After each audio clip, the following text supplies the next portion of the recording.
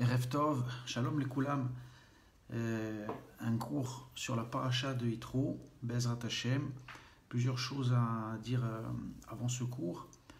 Et tout d'abord, un cours demandé, donc, un cours qui est demandé de Ilana Mazal Zenou pour son grand-père, donc Louis Nishmat Yaakov Kiki Ben Eliaou Messihid, qui était quelqu'un d'un père non seulement extraordinaire, mais aussi un grand-père extraordinaire pour ses enfants et ses petits-enfants. Donc un cours pour l'élévation de son âme. Donc élévation de l'âme de Yaakov Kiki Ben Eliaou Messihid. Voilà. Et Refoua Shelema aussi pour Anaël Bat Thérèse Tamo et son mari Eliaou Yonatan Ben Esther, et pour tous les malades d'Israël, Bezrat Hashem, qu'on puisse vite sortir de cette terrible épidémie et de tous ces problèmes. Eh bien, si on peut dire, grâce à la lumière de la Torah, on peut dire que c'est cette lumière extraordinaire que Dieu nous a donnée, bien évidemment, et c'est la plus grande lumière réparatrice qui existe et qui peut nous sortir de tous les problèmes et nous délivrer, bien évidemment.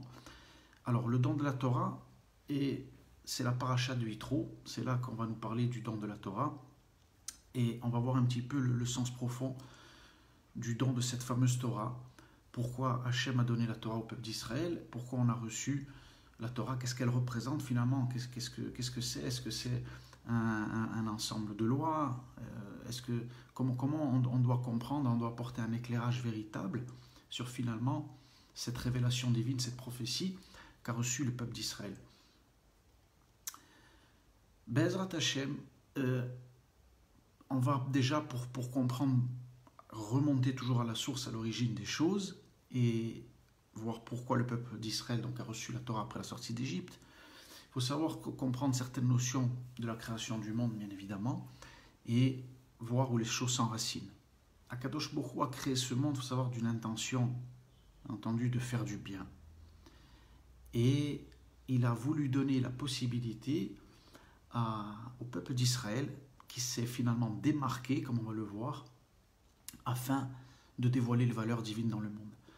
Alors, ce n'est pas, bien entendu, un choix forcé. C'est ça tout le sens de la création, la subtilité, la miséricorde d'Hachem, l'amour infini et le bien qu'Akadosh Baruch Hu a voulu faire. Il a laissé la possibilité du choix, bien évidemment, et finalement créer un monde sous le principe de ce qu'on appelle en hébreu Sachar ve'onesh, c'est-à-dire que là on va entre guillemets la récompense et la punition. Pour que, bien évidemment, la créature, l'homme, ait le mérite et la fierté de dévoiler Akadosh Baruch Hu dans ce monde par choix et non par contrainte et par force, bien évidemment. C'est l'une des raisons pour laquelle les choses ne sont pas évidentes que ça, souvent c'est compliqué, et l'histoire, comme on le voit, peut être faite des fois de lumière et d'obscurité.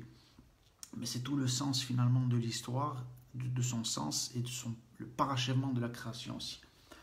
Kadosh Baruch Hu a fait les cieux et la terre en 6 jours, et le 7e, Vaïnafash, il s'est retiré justement pour laisser la place à Israël, qui s'est, comme on va le voir, démarqué pour recevoir cette Torah et faire régner Kadosh Baruch Hu sur terre, bien évidemment à travers les lois de la Torah, les valeurs de la Torah, pour que celle-ci puisse éclairer l'humanité tout entière. Donc cette Torah, finalement, ce choix a été décidé bien avant, bien entendu, la forme de la réalisation, comme on le voit dans l'histoire après la sortie d'Égypte. Le choix des âmes qui font partie du peuple d'Israël pour recevoir la Torah a été déjà décidé dans ce qu'on appelle le Olam HaTohu. Le Tohu Vebohu en français, dans le récit de Bereshit. Lorsqu'on parle Vaïta Haaretz Tohu Vavohu, on parle d'un passé comme si avant la création du monde, justement, il s'était passé quelque chose, oui. Nos sages dans la Kabbalah, le Harizal nous révèle qu'il y a déjà eu un choix là-bas des âmes, et donc le peuple d'Israël s'est déjà démarqué à ce moment-là. Il a accepté la mission, a réussi, on va dire, d'une certaine manière, cet examen. C'est la raison pour laquelle, lorsqu'on arrive dans le Gan Eden, Adam Arishon, qui représente finalement toutes les âmes du peuple d'Israël, dans le Zohar, c'est marqué Adam ou Israël. Adam, c'est Israël. Toutes les âmes sont incluses en lui à différents niveaux. Il y a les tzadikim, il y a les bénonim, il y a ceux qui ont réussi un peu moins, qui sont éloignés. Mais en réalité, toutes les âmes du peuple d'Israël sont incluses dans Adam Arishon. Et les secrets de la Torah, le Arizal nous dit qu'à l'extérieur du Gan Eden, il y avait les nations du monde. Les nations du monde, finalement, pourquoi le Midrash vient nous dire que les nations du monde n'ont pas accepté la Torah? Alors souvent, ce Midrash, on pense que ça parle justement, ça fait référence après la sortie d'Égypte, et on nous dit qu'ils étaient là au Har Sinaï, et il y a le peuple d'Israël qui a accepté, les nations n'ont pas voulu. Mais en réalité, le sod, le secret de ce Midrash, c'est que ça s'enracine, bien entendu, bien avant. Il y a déjà dans le Olam Ato. Dans le monde du Tau, il y a des Neshamot, donc ils n'ont pas voulu accepter finalement ce choix. Et donc, c'est pour ça qu'elles étaient ensuite, comme on le voit dans le Gan Eden, à l'extérieur. Donc, qu'est-ce qui s'est passé? On l'a vu dans de nombreux cours. Dans sa miséricorde, une fois de plus, Kadosh Baruch Hu, finalement, envoie en mission Adam, parce que déjà, dans le peuple d'Israël, il y avait différents degrés, et il y avait des âmes dans Adam qui n'avaient pas, finalement, effectué leur tikkun comme il se doit, dans l'Olam Hatou, et donc il fallait les ramener un peu plus dans la Kedusha, aller chercher un peu ceux qui avaient loupé l'examen, entre guillemets. Le problème qui s'est passé, comme on le sait, c'est que ça n'a pas fonctionné comme ça. Adam Arishon, dans un élan de chesed, de bonté, a voulu aller chercher même les âmes des nations du monde et les ramener dans la Kedusha. C'est l'histoire du Nachash, bien entendu, qui joue sur cette volonté-là, qui fait trébucher Adam, et finalement toutes les âmes se mélangent, et on tombe. C'est-à-dire qu'après, il y a une forme de matérialisation. Au début, c'est-à-dire qu'Adam, il est créé dans un monde spirituel, il n'est pas créé dans la matière. Mais après, il y a tout un processus, comme on le voit, 10 générations jusqu'à Noach, et finalement jusqu'à Abraham, où Adam va se matérialiser. Et qu'est-ce qui doit se passer? Étant donné qu'il y a eu cette faute à l'origine, donc toutes les âmes sont mélangées, il faut qu'il y ait un birour, un tri, séparation du bien et du mal. Et donc, c'est la raison pour laquelle le Harizal nous révèle que Adam revient en Gilgoul d'abord chez les Avot, chez Avraham, Yitzhak et Yaakov, les patriarches. Mais justement, on voit qu'à ce moment-là, il n'y a pas encore de don de la Torah. Pourquoi il n'y a pas encore de don de la Torah à ce moment-là?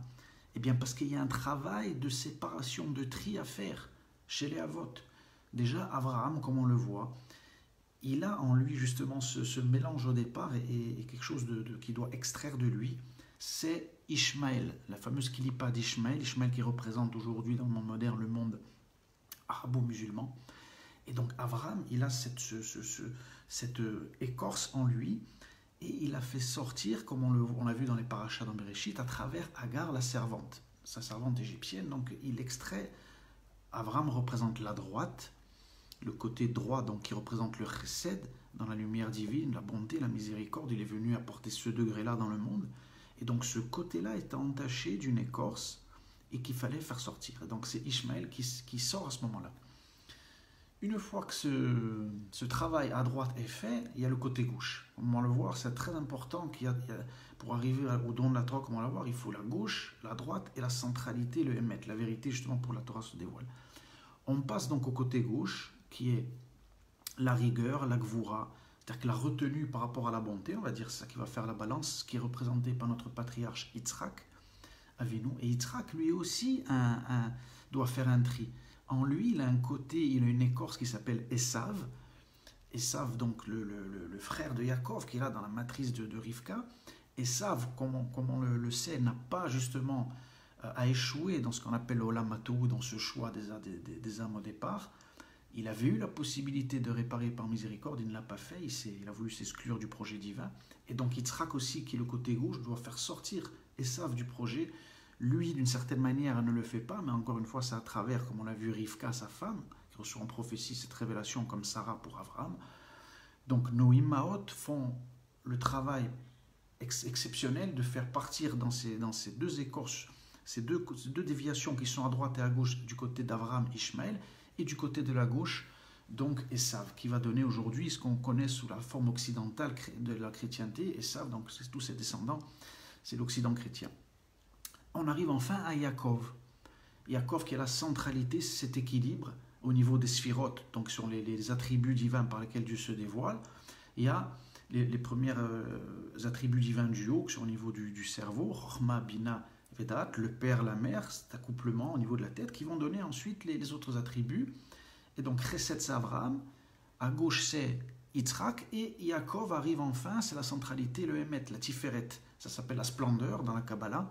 Et donc à partir de là, Hachem peut, là, d'une certaine manière, le peuple d'Israël commence à se façonner, et la Torah peut arriver. C'est la raison pour laquelle Yaakov donc, arrive avec ce degré-là. D'ailleurs, il va même prendre le nom Israël dans son combat la nuit avec l'ange des Saves, parce que le nom Israël, finalement, est le canal et le véhicule, le nom de code par lequel doit se dévoiler la Torah. Les choses auraient pu se passer différemment, même d'une certaine manière, la descente en Égypte aurait pu être.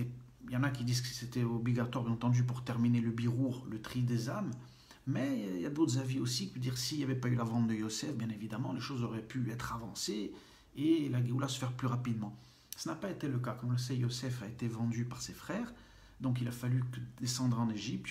Yosef descend en Égypte avec 70 personnes. Là-bas, le peuple d'Israël va se multiplier, grandir, devenir un peuple très important. La création du peuple d'Israël va apparaître là-bas dans ce degré qui s'appelle Mitzraïm, qui est un degré très spécial finalement, qu'il a fallu tomber, comme on l'a vu, le peuple d'Israël à 49 degrés d'impureté, de descente, en fait, pour monter à un très très haut niveau, aux 49 degrés de Gdusha, de sainteté avec Moshe Rabbeinu, pour recevoir la Torah qui est au niveau de la 50e porte de la Bina. C'est-à-dire qu'on est passé du chiffre 7 qui est lié à la nature, et d'ailleurs à 49, pour arriver au 50 qui est lié au chiffre 8, qui est le chiffre de l'infini. C'est pour quelle raison Dieu peut se dévoiler, lui qui est l'infini, béni soit-il. Donc on voit que pour arriver à la Torah, ça ne s'est pas fait comme ça. Il a fallu bien entendu un tri, une séparation entre guillemets du bien du mal, pour que le peuple d'Israël qui au départ a choisi cette mission soit enfin prêt. Et le peuple d'Israël est d'une certaine manière prêt. À Kadosh Baruch Hu, la sortie d'Égypte, c'est vrai qu'on a été sorti de manière quand même précipitée et d'une certaine manière pas préparé totalement, mais on arrive voir Sinaï, on est prêt à recevoir cette prophétie et donc la Torah peut enfin se dévoiler. C'est la raison pour laquelle d'une certaine manière, même ce moment-là est appelé la création du monde. Et on voit ça dans le Talmud, notamment dans Maseret Rosh Hashanah, une discussion entre Rabbi Eliezer et Rabbi Yehuda pour quand c'est que le monde a été créé. Un dit à Tishri et l'autre à Nissan, mais en réalité, voilà, les deux options sont justes. C'est une question de potentialité à Tishri, Adam, qui est au niveau encore de la semence, on va dire, comme si c'était encore tout dans Adam, mais il fallait dévoiler ça. Et quand c'est que la réalisation se fait dans l'histoire, justement, sur Terre, au mois de Nissan. C'est-à-dire qu'il y a un côté comme si c'était masculin, et une réalisation, un côté féminin qui est à Nissan, où le peuple d'Israël vraiment apparaît dans l'histoire, et la Torah peut être enfin reçue. Alors, comment la Torah est reçue? On est dans cette paracha de Yitro, et voilà que Dieu finalement décide de montrer au monde entier qu'il dévoile la Torah. Et il veut justement que ça soit fait aux yeux de tous, non seulement du peuple d'Israël qui va recevoir cette Torah de manière collective et non individuelle, pour que la preuve tout au long de l'histoire jusqu'à la fin des temps soit irréfutable.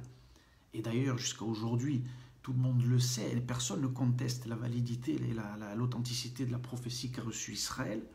Même finalement, les autres religions qui ont tenté de substituer à nous, de nous remplacer, connaissent très bien l'authenticité de la Torah, bien évidemment, ils ne la contestent pas. Et qu'après une tentative de rajouter des choses dessus, mais en fait, la prophétie telle qu'elle a été reçue, et tout le monde le sait. Pourquoi? Parce que justement, ça se passe dans ce contexte qui s'appelle la sortie d'Égypte, et il y a ce fameux choix.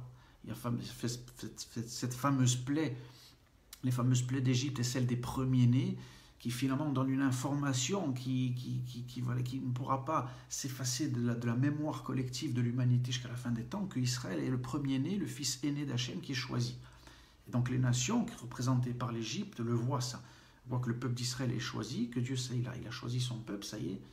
Et donc il sort du main forte de son peuple, et il est là, et il va se dévoiler à lui. Voilà un petit peu, d'une certaine manière, avant de développer maintenant la Torah en elle-même, comment les choses sont arrivées là. C'est-à-dire que les choses ne sont pas faites comme ça, tout s'enracine dans un choix, et finalement le concept de peuple élu ou peuple choisi n'est pas quelque chose qui a désavantagé Chas Shalom, comme des fois on entend certaines théories, ou de la jalousie, ou de l'antisémitisme, ou non.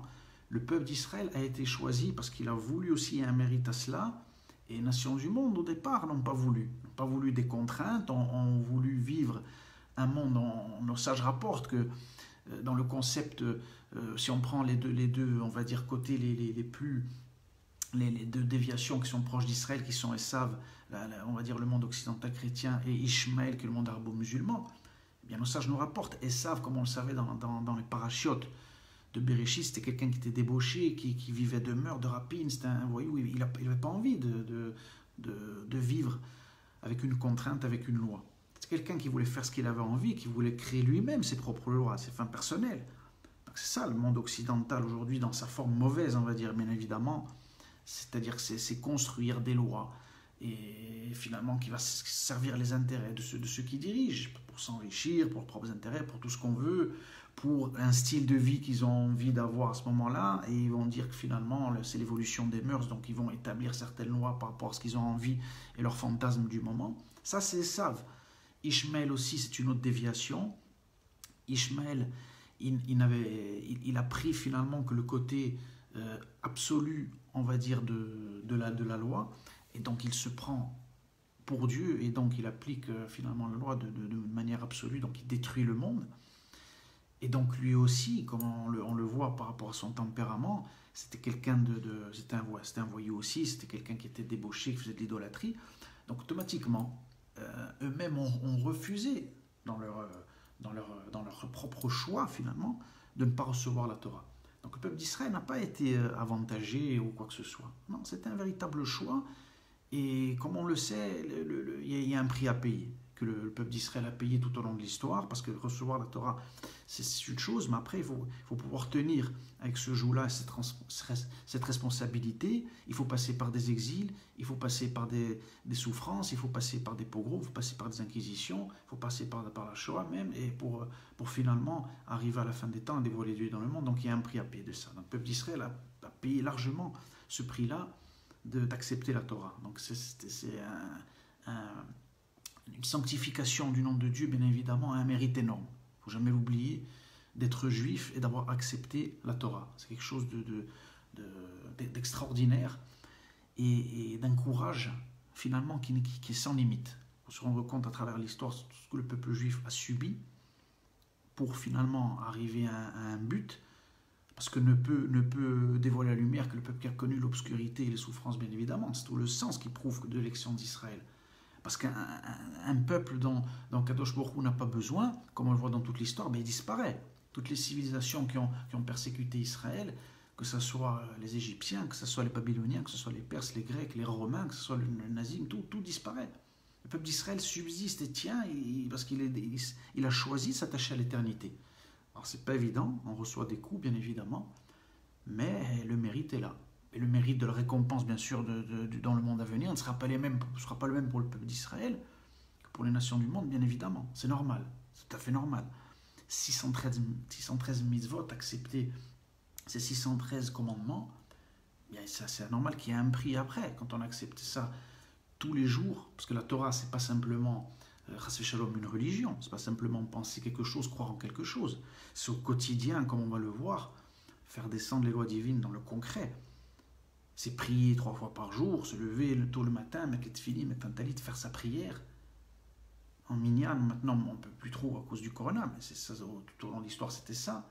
Faire attention à ce qu'on mange, on mange kasher, on fait un travail de birour quand on mange, d'élever des nitzot dans la nourriture.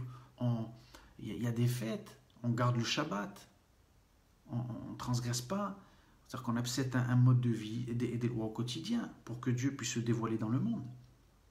Donc c'est ça, accepter d'être le peuple d'Israël, c'est dévoiler la lumière d'Hachem dans ce monde à travers des actes, pas simplement par la pensée, comme l'on construit, comme l'a construit la religion chrétienne par exemple, à avoir, on croit et on aime, finalement nous on est par la pensée, et voilà, mais après il n'y a pas d'acte. Ça c'est rien du tout, ça c'est-à-dire que les choses restent au niveau stérile et le mal continue de perdurer, bien évidemment.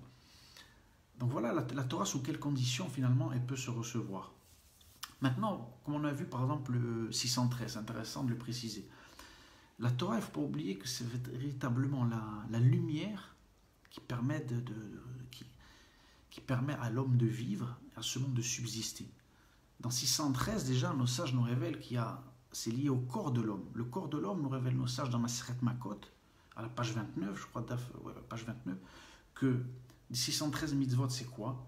Ce sont ces 248 organes exactement qu'il y a dans le corps humain, ok, et 355 tendons qui sont liés à tout le système nerveux. Vous avez mis la précision, 613, c'est-à-dire que chaque acte, chaque commandement, chaque mitzvah qu'on fait, c'est-à-dire que c'est toute la lumière descend et le corps du peuple d'Israël, le corps de l'individu devient le réceptacle pour cette lumière se dévoile. Et là, on va toucher à un point précis. De la même manière qu'on voit que 613 correspond à l'ensemble d'un corps au niveau individuel, et bien là, on comprend aussi sous quelle forme la Torah doit être reçue. La Torah est reçue par un corps entier. Ce corps entier, c'est quoi? C'est le peuple d'Israël. Sans le peuple d'Israël dans son entièreté, la Torah ne peut pas se recevoir véritablement. C'est la raison pour laquelle on a parlé de la création du monde et des avots et des patriarches. Au niveau individuel, elle ne peut pas encore être redonnée. Parce qu'il y a un birour, et c'est encore au niveau individuel. Abraham, Yitzhak, ensuite Yaakov. Il faut attendre d'arriver à un peuple. Le mot Ham Israël apparaît pour la première fois au moment de la sortie d'Égypte, ce mot-là. Là, la Torah peut apparaître. C'est ce que nous disons chaque fois qu'on monte à la Torah, le lundi, le jeudi, à Shabbat. Quand on monte pour lire la paracha, qu'est-ce qu'on dit? Asher bachar banu mikol ha'amim, nous a choisi parmi tous les peuples. C'est tout le sens de la sortie d'Égypte et le but de la création du monde. Ve natan lanu et toratu. On voit que la notion de création de peuple, d'identité, précède même la Torah, et c'est la condition finalement pour la recevoir. Asher bachar banu mikol ha'amim ve natan lanu et toratu. Il faut être un peuple pour recevoir la Torah. C'est d'ailleurs la raison pour laquelle on la reçoit. On reçoit l'ordonnance d'aller se diriger dans un espace aussi qui est la terre d'Israël. C'est-à-dire que la Torah aussi se reçoit cette condition. Tout de suite, les ordonnances qui nous sont données par Dieu, c'est de recevoir une Torah pour l'appliquer tout de suite tout dans un espace en tant que peuple. Un peuple ne peut pas être dispersé de manière à vivre une religion individuelle. Sinon, c'est plus la Torah, c'est de la religion. C'est de la religion opium, c'est se faire plaisir à soi-même. Est-ce que dans un corps, comme on l'a vu, comme on l'a vu, 613, c'est 248 organes et 365 tendons, est-ce que une main pourrait dire « moi je ne veux pas participer ».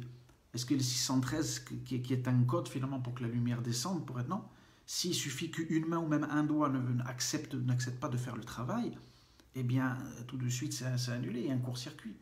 De la même manière, la Torah authentique ne peut se dévoiler que si le peuple d'Israël accepte de la vivre comme Dieu le veut en tant que peuple sur notre terre. Là, à ce moment-là, la véritable lumière peut circuler, corriger non seulement Israël, mais l'humanité tout entière. C'est la condition, et c'est ce qu'on doit comprendre à travers le sens profond de ce don de la Torah, qu'elle est reçue que et uniquement que sous cette condition-là. Le fait de vouloir la vivre individuellement n'est marqué nulle part, et au contraire, ça ralentit finalement ce processus de ce dévoilement divin dans le monde, et ça retarde bien entendu la Géoula. L'exil a été un passage d'une certaine manière obligatoire jusqu'à un certain temps, pour certaines raisons, notamment, comme on le voit dans Maseret Psachim, pour ramener des étincelles qui étaient tombées, pour ramener des guérims par exemple, c'est marqué dans Maseret Psachim, pour faire un travail de birour, mais une fois que ce birour, comme on l'a vu dans de nombreux cours, était terminé, dès qu'on est rentré dans le 6e millénaire, c'est-à-dire à partir des années dans le calendrier hébraïque 5000, de suite là c'est terminé. Là il fallait commencer à entamer le processus et voilà, essayer de non plus être des juifs d'attente de la terre promise, mais de réaliser. C'est-à-dire qu'on n'est plus dans la promesse, on réalise ce don de la terre d'Israël et on devient acteur. On n'est plus dans une attente, on réalise notre destin, la volonté divine.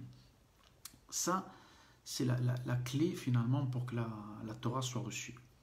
Et d'ailleurs, ce qui est intéressant, c'est que, comme on le voit notamment, Yitro par exemple, la paracha s'appelle Yitro. Yitro, lorsqu'il rejoint le peuple d'Israël, il rejoint une notion de peuple avant tout, comme Ruth d'ailleurs. C'est intéressant de voir que chaque fois, Shavuot ou aussi où on parle du don de la Torah, qui est la fête du don de la Torah, on va lire le livre de Ruth aussi. Ruth qui s'est convertie et qui va donner la lignée de David et du Mashiach. Qu'est-ce qu'elle dit Ruth quand elle accepte de rentrer dans le peuple d'Israël? Elle dit à Naomi, ton peuple sera mon peuple et ton Dieu sera mon Dieu. Donc il n'y a pas de séparation, c'est-à-dire qu'elle ne prend pas quelque chose de manière individuelle et de dire mais moi j'ai pas besoin de me lier au peuple, je sais que c'est la vérité, je vis ça individuellement. Non, c'est très bien. Et c'est ça le sod, justement, que on voit que chaque fois il y a Yitro et Ruth et la Torah. C'est des choses qui sont liées, d'ailleurs ce sont les mêmes lettres. Si on voit Yitro, Ruth et Torah, si on permute, ce sont exactement les mêmes lettres. Pourquoi? Parce que tout le sens est là.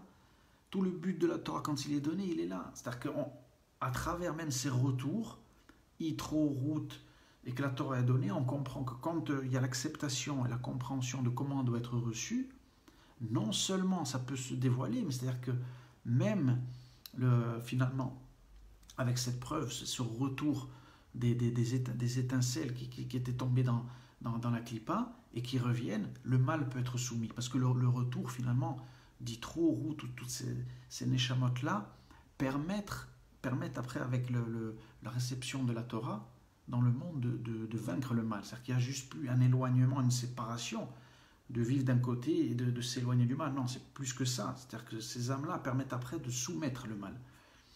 Mais elles ne pouvaient que finalement se révéler et sortir lorsqu'il y a don de la Torah, et lorsqu'il y a peuple d'Israël.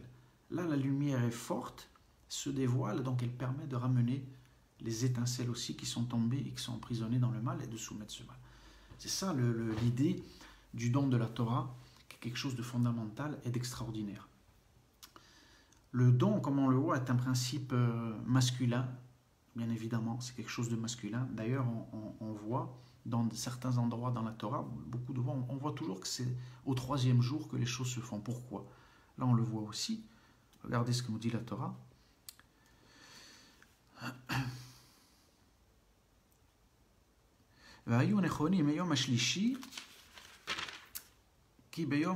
Etc. Attendez, c'est pas la bonne. Vayu nechonim leyom ashlishi ki beyom ashlishi yered Adonai le'enei kol ha'am al Har Sinai. La Torah nous dit que chaque fois nous parle d'un 3e jour quand les choses vont se faire. On voit qu'Avram aussi on dit beyom ashlishi quand il est monté pour faire la Keda de Yitzhak. On voit que là aussi on nous parle d'un 3e jour. Pourquoi ce chiffre 3, intéressant de le voir, est toujours mentionné dans la Torah? Parce que le principe du chiffre 3 est un principe masculin, c'est un code, et qui est lié au don, et toutes les choses passent toujours par ces 3 degrés pour que les choses se dévoilent. Comment on le voit? Notamment dans les sphirotes, bien évidemment, mais la Torah, sous combien on va dire de parties elle est donnée? 3 parties. Il y a la Torah, il y a la partie qui s'appelle les Nevi'im, tous les écrits, le Tanar des prophètes, et les Ktuvim, ce qu'on appelle les hagiographes, c'est-à-dire toute la Bible, le Tanar est donné en 3 parties. Combien de parties il y a dans le peuple d'Israël? 3. Les Kohanim, les Lévi'im et Israël, ensemble le peuple.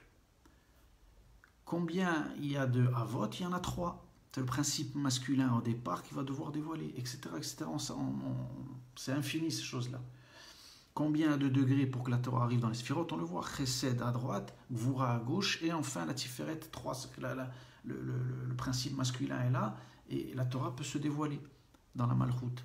C'est toujours le chiffre 3 qui va permettre, qui est le chiffre par excellence du don, qui va permettre qu'il y ait un code, il faut comprendre cette notion-là, de dévoilement.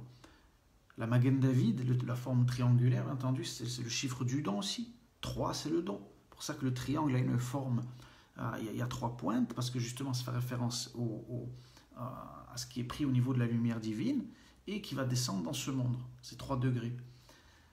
Dans le Sefer Yetzira, d'ailleurs plus loin que ça, quand on remonte dans ce livre que nous a dévoilé Avraham Avinu, le premier livre de Kabbalah, on voit comment Kadosh Baruch Hu, qui est le principe du don par excellence, l'infini béni soit-il, il se dévoile par 3 degrés. Le temps, l'espace et l'identité.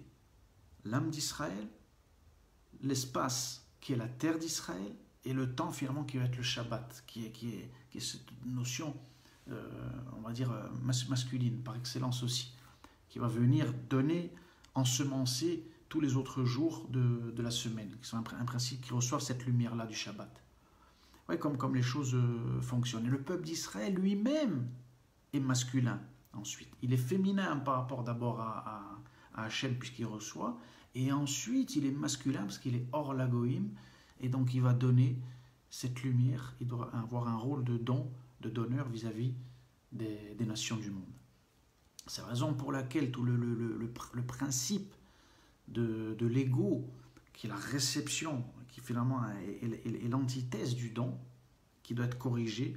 Le Bala Sulam, qui est un grand kabbaliste, nous révèle que finalement l'homme il est créé au départ avec un désir de recevoir pour soi-même, donc c'est un principe égoïste, et qui doit ensuite orienter justement en don.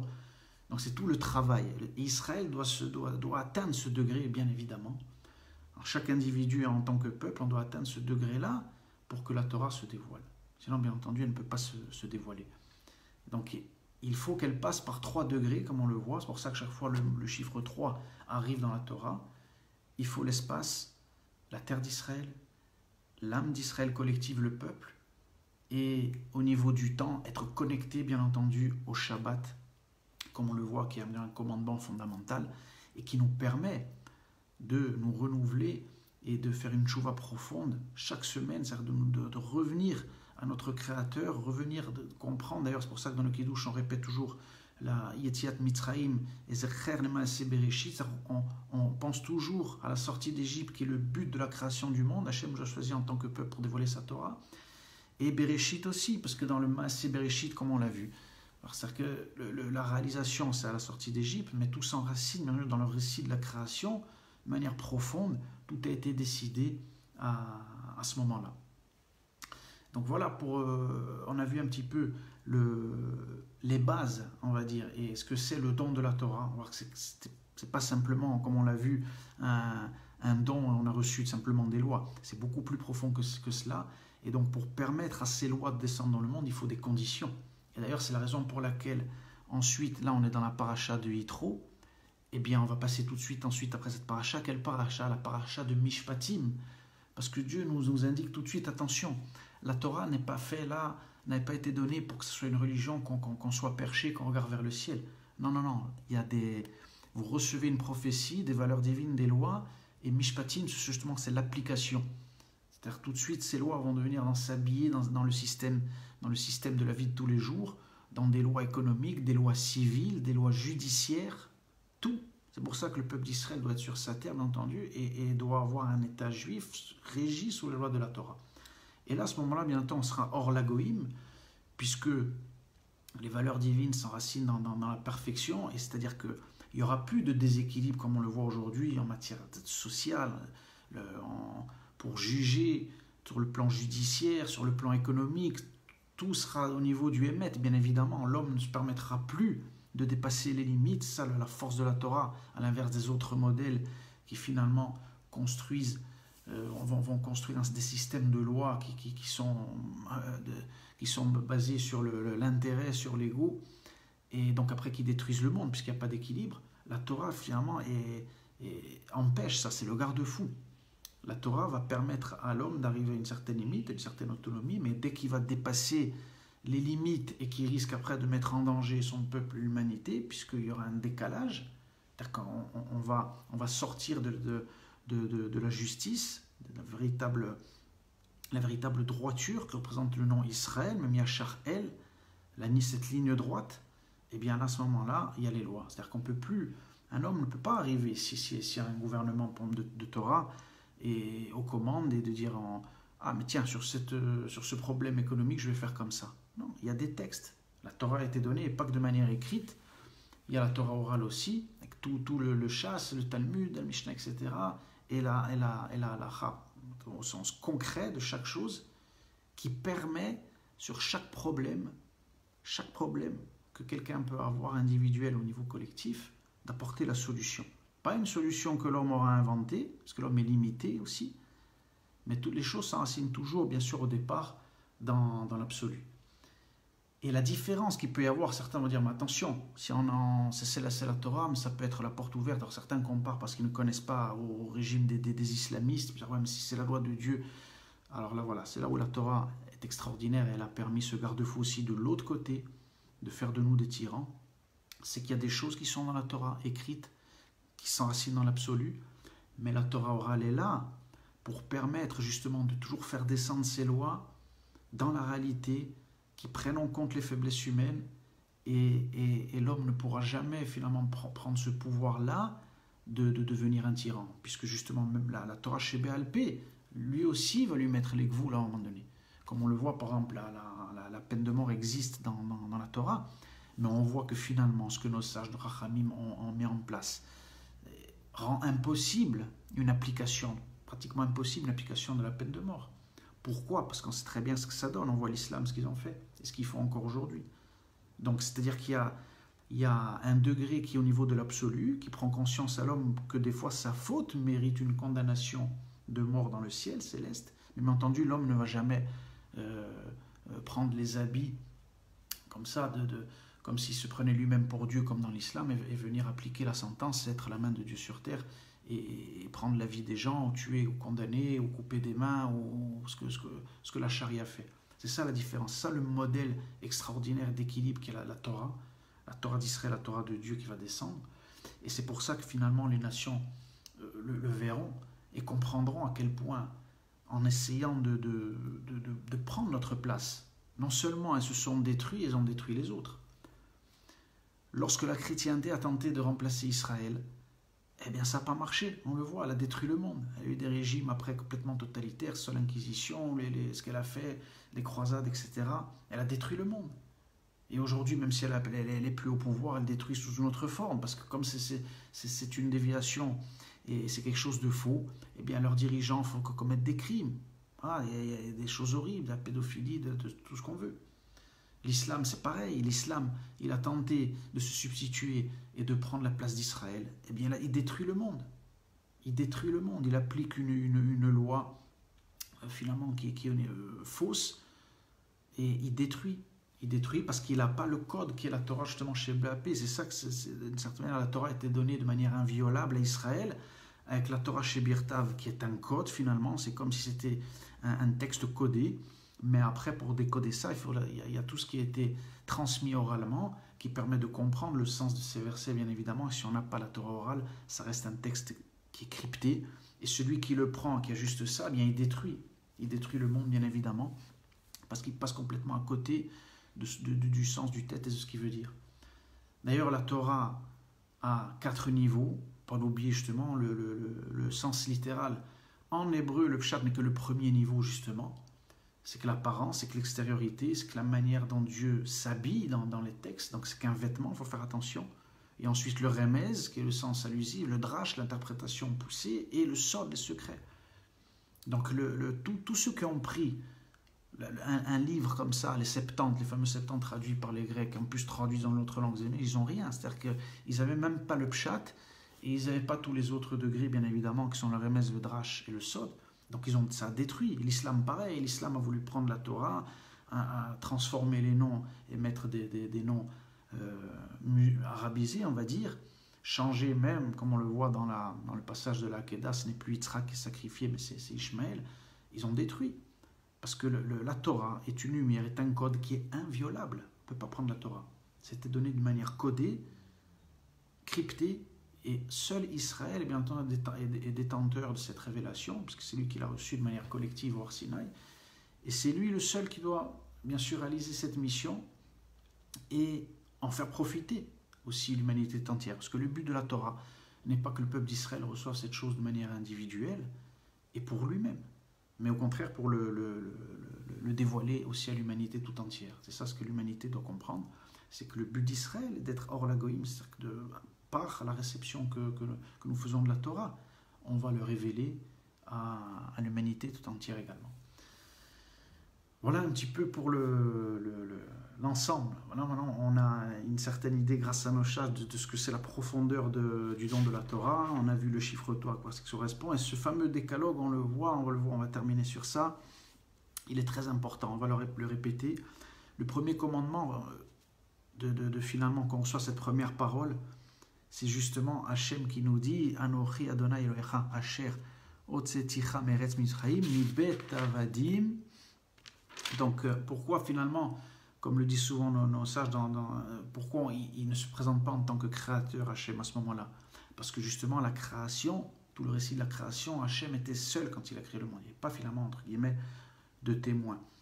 Le but là est de comprendre que pourquoi ce premier commandement est capital, parce que pour que les lois descendent dans le monde, il faut d'ailleurs que le peuple d'Israël, tous les Juifs comprennent qu'ils ont été choisis, que Dieu lui-même est venu en Égypte, nous a fait sortir de cette étroitesse, de ce degré-là, nous a choisis en tant que peuple. Et à partir du moment où il y a cette compréhension déjà de qui on est au niveau identité, à un niveau profond, ensuite tout le reste peut suivre. C'est-à-dire qu'il s'il n'y a pas cette compréhension de la sortie d'Égypte, pourquoi Dieu a créé le monde, pourquoi il nous a fait sortir d'Égypte, c'est-à-dire qu'on ne peut pas parler de commencer de loi ou de quoi que ce soit. C'est-à-dire qu'il faut déjà comprendre l'unité aussi divine, rejeter toutes les idolâtries pour finalement ensuite avoir ce rôle-là de dévoiler les valeurs divines. C'est-à-dire tant qu'il y a une incompréhension dans l'unité divine et comment Dieu se dévoile, en termes finalement d'unicité, on ne peut pas poursuivre le reste. Ensuite, bien, on va les voir rapidement. C'est pour ça que le deuxième commandement porte l'interdiction de la vodazara, de l'idolâtrie. C'est-à-dire que déjà, voilà, juifs et non-juifs, on doit, pour être un réceptacle des valeurs divines et comprendre comment Dieu se dévoile, sortir, savoir que tout ce qui est en dehors de la Torah, qui est en dehors du peuple d'Israël, toutes les religions qui ont été créées sont des religions inventées par les hommes. Et donc, bien entendu, il faut rejeter complètement ces croyances, ces philosophies, pour recevoir la lumière divine. C'est-à-dire qu'il faut vraiment faire un vide pour recevoir la lumière. Sinon, c'est comme un verre, s'il est déjà rempli, on ne peut pas recevoir la substance, la lumière. Il faut déjà vider ce qu'il y a à l'intérieur, toutes les bêtises, pour ensuite recevoir la lumière d'Hachem.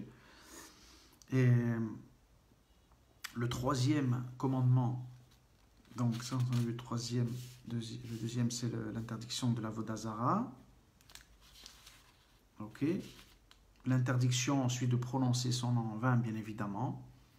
Donc ça rejoint bien entendu le deuxième, c'est-à-dire que la prononciation, véhiculer le nom divin, c'est quelque chose aussi, on ne peut pas prononcer le nom d'Hachem comme ça. C'est-à-dire qu'il y a dans chaque acte, il y a quelque chose de concret, à travers une bénédiction, à travers une lecture de la Torah. C'est-à-dire qu'on est en train de faire un acte concret. C'est-à-dire que le nom de Dieu, c'est une lumière qui vient se dévoiler dans le monde. Donc on ne peut pas, bien entendu, utiliser ces termes-là comme ça, Torah à travers, bien évidemment. Et donc ça revient aussi à une certaine compréhension. C'est une certaine compréhension. Quand on comprend finalement à un certain niveau comment Dieu se dévoile, bien entendu, on ne peut pas utiliser à travers des noms qui permettent de dévoiler certaines lumières. Donc ça, c'est des mises en garde très très très importantes.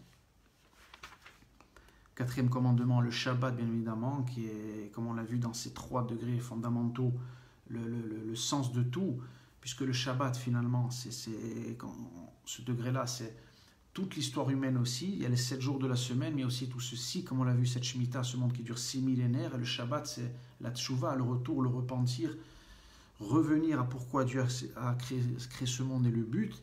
Et donc, chaque juif, bien entendu, il doit s'accrocher à ce degré du Shabbat pour que Dieu se dévoile. Ça, c'est très important, fondamental, bien entendu, pour le peuple d'Israël. Et ce qui permet de nous renouveler sans cesse, à chaque semaine, bien évidemment, pour revenir à la source. Et comme c'est marqué, Shabbat, c'est la source de la bénédiction. Imekor aberacha, c'est-à-dire qu'à partir c'est un degré masculin, comme on l'a vu en début de cours. Et si, bien entendu, on reçoit cette lumière, et bien entendu, ça a des répercussions sur tous les autres jours de la semaine, et bien plus encore. Le 5e commandement, après toutes les valeurs fondamentales, le kivud avaim, le respect des parents, bien évidemment, qui finalement, ça aussi, c'est le respect des parents s'enracine dans la véritable compréhension du divin, puisqu'à partir du moment où on respecte ses parents, c'est qu'on accepte aussi que Dieu nous a choisis pour naître dans une certaine famille. Et donc si demain quelqu'un viendra à ne pas respecter ses parents, c'est comme s'il faisait une offense à Dieu directement. Donc bien entendu, c'est une notion extrêmement profonde, on n'a pas le temps de développer plus, mais c'est pour quand même les faire. Le 6e commandement, bien entendu, l'interdiction de tuer. Alors bien sûr, c'est des degrés profonds aussi, il n'y a pas, bien sûr que l'acte, bien évidemment, tout le monde le comprendrait, il n'y a pas besoin de recevoir la Torah pour comprendre qu'il ne faut pas tuer les gens, mais c'est beaucoup plus profond que ça. Comme on le voit dans la Torah, on peut tuer quelqu'un d'autres manières aussi. On voit que par la bouche, il faut faire attention. On peut tuer quelqu'un en prononçant de mauvaises paroles, en humiliant quelqu'un, en faisant honte, faire attention de ne jamais faire honte à quelqu'un en public, ou de certaines choses. Ça aussi, c'est tout un développement. L'interdiction de l'adultère, bien évidemment, ça aussi, c'est finalement faire de l'idolâtrie, puisque quiconque, finalement, disent nos sages, qui viendrait à vouloir briser les lois du mariage, eh bien, il ne sera pas loin de briser le mariage aussi avec Dieu, bien évidemment. Puisque là aussi, quand on prend sa femme, on s'engage devant Dieu, véritablement pour créer un réceptacle, pour faire descendre les valeurs divines, avoir des enfants qui seront pas simplement des simples enfants, mais des constructeurs. C'est-à-dire qu'ils vont servir, pas que l'éducation qu'ils vont recevoir, c'est eux qui vont construire ce monde. Et donc ils vont faire descendre les valeurs divines. Donc à partir du moment où on trahit ça, on trahit Dieu, bien évidemment. Ça revient toujours à ça. 8e commandement, l'interdiction de voler. L'otignov aussi, bien évidemment. À partir du moment où je comprends qu'Akadosh Baruch Hu pourvoit pour chacun ce qui est prévu. Si je vais prendre ce qu'il y a quelqu'un d'autre, c'est que je fais de l'idolâtrie. Il faut que je comprenne, je ne vais pas aller prendre ce que quelqu'un a, c'est sa bracha à lui. C'est qu'Hachem il a choisi que lui ait cette bénédiction-là. Si je viens à un moment donné toucher ce qu'il y a quelqu'un d'autre, bien évidemment, je suis dans une forme d'idolâtrie aussi. L'interdiction du faux témoignage, très important bien évidemment.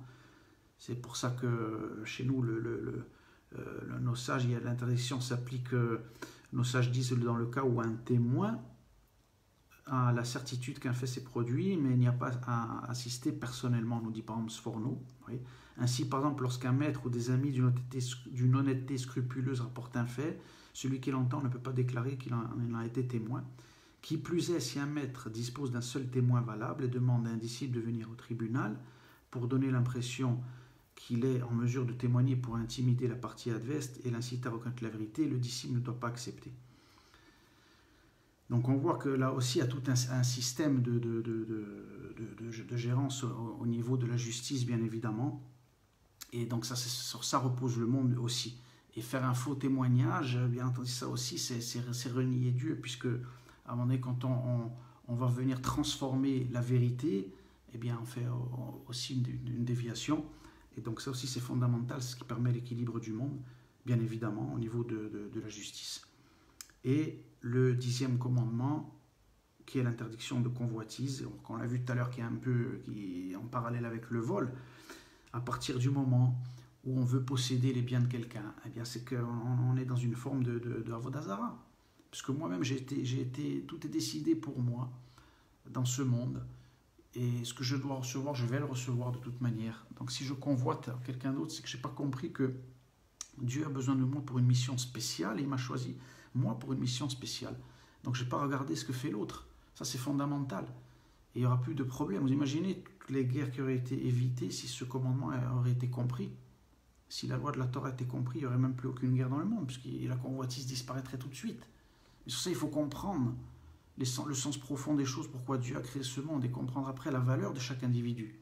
Vous imaginez les dégâts qu'a pu faire la chrétienté en enseignant au monde que quelqu'un est venu à 2000 ans réparer les fautes pour tout le monde. Et donc finalement, ça enlève justement cette part de responsabilité de chacun qu'il a dans le monde, de ce qu'il est, de l'importance qu'il a ici, et de ce qu'il est lui-même, et de ce qu'il possède, et de ce qu'il doit faire. Donc quand on annule ça, l'homme, bien évidemment, il va devenir jaloux, il va avoir des manques, il va regarder chez les autres.